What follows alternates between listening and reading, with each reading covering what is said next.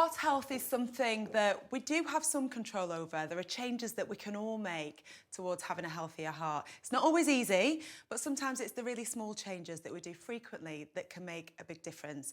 And who better to inspire us all than Tom Kerridge? And you've made some massive changes over the years. You've lost 12 stone. Yeah, the initial loss was 12 stone. It was huge. Yeah, so I'm 30 stone plus and just approaching my 40th birthday, and it was one of those periods where I just thought I've got to make a complete U-turn here. I've got to make a lifestyle change, and it wasn't. I mean, yes, it was for health reasons, but there wasn't anything that was glaringly obvious. There wasn't something that's, I mean, it was glaringly obvious, but I didn't feel, I wasn't out of breath. I wasn't ill in any way. I was working very hard. I was on my feet. I was still doing a very active job. But I did feel that I've got to make a big difference. And it was an age thing. It was that point of approaching 40. What motivated you? I worked it out for myself. You know, I knew that you mentioned all those points where you go, your blood pressure, you're out of breath, this, that, well, all those sort of things that you don't want to hear from a doctor. I fully recognised that at some point I would be having those conversations, and those conversations are coming up very, very quickly unless I decide to do something about it. And the only person that can make those changes are you. It's your own personal battle, and it doesn't matter how many times as doctors or as people that have been on the journey and still on that journey tell you, oh, you should do this and you've got to do that and this is the best diet to be on and this is that. It actually has to be the one that suits you. It has to be the one that fits into your life, your mentality, and you have to grab it and you have to go with it. But you do have to make sacrifices no matter which diet you take. What was your approach? My first choice, the way that I lost my initial amount of weight, was cutting out carbohydrates or going very lower on carbohydrates. Because mostly when you work in kitchens, the carbohydrate is there as the filler, the potato, the rice, the pasta, the whatever. It's not the exciting bit. It's not the bit that tastes. You're Apart right. from chips, they're exciting. Yeah, I mean they are exciting. They are amazing, but actually you could remove them from my point of view, from a professional point of view, because they weren't about the flavour.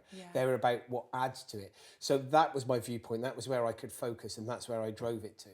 How did you make it work? Because 12 stone, that's a really impressive amount of loss. It's big. There was also a huge amount of alcohol involved. So I used to be a very, very, very big drinker, huge drinker.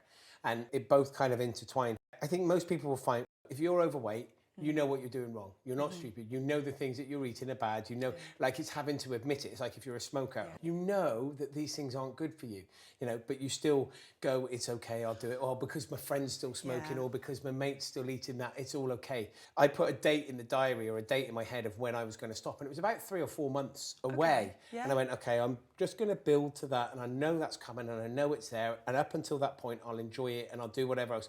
But I'll condition myself to thinking, that's the point, that's commitment point, and that's where I go for it. I suppose, in retrospect, you look at it, it's like you're training for a marathon, say, you know that's the date of the marathon, and that's when you go on that journey, you're putting yourself into that position, and that's that point where you just go, that's where I've got to sign on to it and keep focused on it. I don't often hear that, but that's such a sensible approach to plan for it, because in that period, were you starting to figure out how you were going to adjust once the date came that you would stop drinking? Yeah, and it's my own, the drink thing is another personal battle. That's another huge thing that I have to deal with on a daily basis.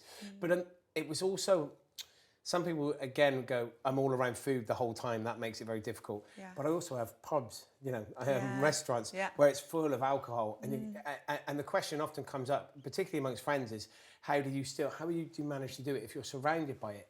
My viewpoint of it was, it's a product that I sell. It's something that I don't partake in it, but as long as the beers are kept correctly and they're perfect and people that are dealing with them, and we're finding the best artisan gin producers and the most amazing wines, and that it suddenly becomes a product that we're proud to sell rather than something that I engage with. And that made it a little easier for me because it is a huge part of my life, the way that food is. So I'm immersed in it. All of it is about mentality.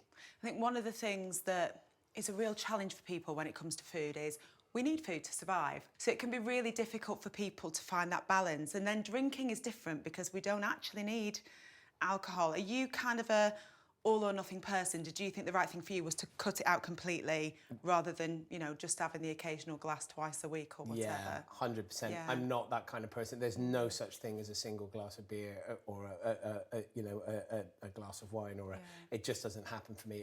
So, carbs, they went. Booze, Yeah. that went. Anything else?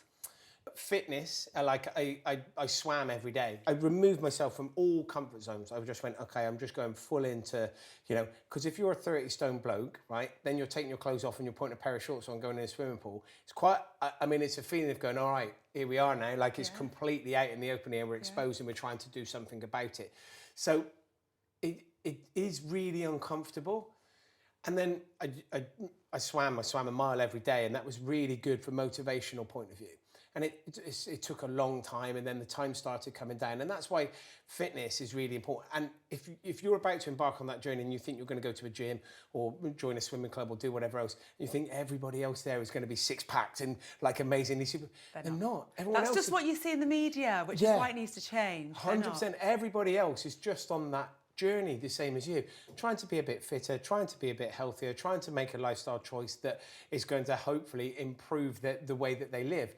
So the moment once you get over those first bits of nerves, actually gyms and swimming pools and those places are full of people that are full of encouragement and have been on journeys. And yes, all right, there are some people that have been on a lifestyle choice of fitness for the last 20 years and they look amazing, isn't that great? But actually the reality of those people, they're very few and far between.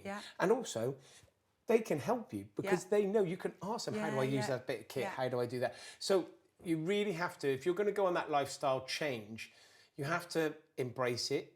You have to remove all your kind of self-conscious and fear and just go, okay, I'm going to do this. And you have to grab it and you have to commit. And when you commit to it and you go through the really hard parts of it, you do come out the other side. It's a consistency, isn't it? Always, every time. Yeah, it is. And I look back at it now, and now I find myself as a 48-year-old man that I am on the daily grind the same as everybody else. I eat some bad stuff. I try to eat lots of good stuff. I go to the gym. I try to go to the gym 5-6 times a week. I'm trying to find that balance now of it being all together. And I think that's kind of the same as everybody. I was completely out of balance, and now I'm trying to find that sort of level. The one thing I would say to people who are worried about going on that journey, it is nowhere near as hard as you think it's going to be. Because you're sitting that first bit of fear, you can think it's going to be so difficult. But it doesn't matter if you have bad days. It's okay, just go back to it the next time. Don't beat yourself up. It's a really long journey. This is not a sprint to lose as much weight and then that's it done. It's about embracing a whole lifestyle change forever. So it doesn't matter if you have bad days, but try not to let yourself have cheat days. We're human beings. At the end of the day, we're human beings. We can't be perfect. And if you set your goal as being perfect, you inevitably will fail. So I think, like you say, you know, you're not going to get it right first time, but having the bravery and the resilience to sort of get back on and try and be consistent. It's interesting with the swimming pool because I think I've found with a lot of my patients who are carrying a lot of extra weight, they love swimming for a number of reasons, because although that journey from the changing room to the pool and back might be the bit that they dread, once you're in the water, people can only see that. And you're weightless. And, you know, if from carrying extra weight, you've got any pain in your joints or anything, you're weightless. I love it because, I mean, I have a super busy life. And it's the only place that there's no mobile phones and no one can talk. You get away from everything. There's no noise. The only thing you're left with is your own thoughts, and sometimes that's good or a bad place. Who knows? But you know, you're in the pool and you zone into your own space. There's no other conversation. You're up against your own challenges and your own battles, and you might just do 5 lengths and then go, actually, today I can do another 2. And then then the next day you go back, you go, well, I did 7 yesterday, I'm going to do 7. And Build then up gradually. you might do 3 or 4 times of doing 7. And then you go, well, I'm going to do 10 now. And then before you know it, you just keep pushing yourself. And that's why fitness is good to be involved with diet, because it does give you actually see the gains. You're not only getting smaller, you know, that's the other thing as well. I didn't weigh myself for the first probably 8 months of going on a weight loss program because I didn't want to be up against the numbers of what the scales are telling me. The jeans are getting looser and the t-shirts are looking dafter and everything. You start going, okay, it's working, I'm enjoying my life, it becomes much more of an immersed lifestyle choice rather than a competitive thing against the numbers that the scales are telling you. But the fitness thing is a good thing for numbers, because you can go up and down the stairs 10 times or go, well, the next time I did it 15 before I was at the same level of exhausted. So there are levels that you can kind of like test yourself against, which is great because it does make you feel that there are improvements. So inspiring. You're a picture of health right now. Thanks very much, Zoe.